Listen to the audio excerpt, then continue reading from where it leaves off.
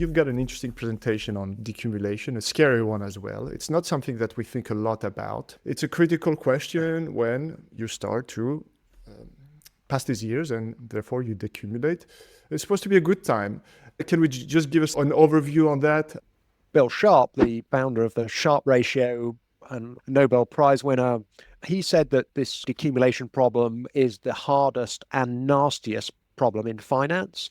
And it's very hard because you don't know anything. You don't know how long you're going to live. You don't know how much money you're going to need. You don't know what markets are going to do, and you don't know what order they're going to do them in. There's this great example. Broadly, if you started in 2000 and start with £1 million and you take out £50,000 a year and you increase the amount you take out every year with inflation and you invest your money in the stock market, you run out of money after about 20 years because the first thing that happens is you have the tech crisis, right? Yeah. And your money, your equities plummet in value, but you're taking out this money every year, which is going up with inflation.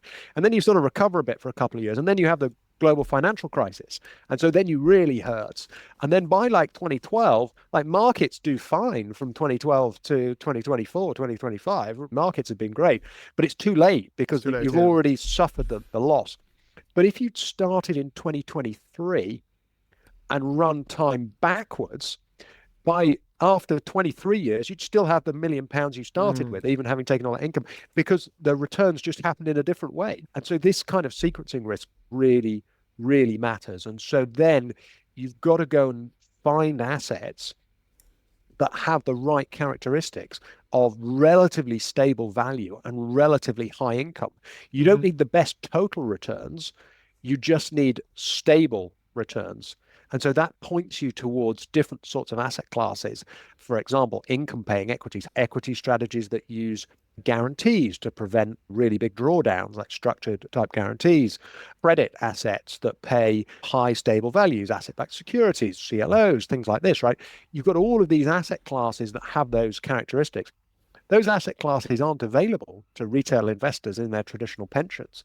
They're available to the sophisticated pension schemes, the master trusts, the DB schemes, but your retail pension investors can't get to that.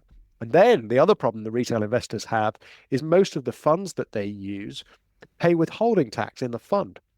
And so if you buy global equities with high income, you end up giving away 0.5% a year in tax. And that's very painful. And then, of course, you've also got then the fee problem. If you're paying an advisor a high fee to advise you on these things, that's going to eat into your capital as well. And so I think the opportunity to build highly tax efficient, highly cost efficient, very well diversified portfolios using the right kinds of assets that work for decumulation, that is a huge gap of what's available today to savers in the UK, particularly retail pension savers. You're talking about £1 trillion of savings on behalf of tens of millions of people.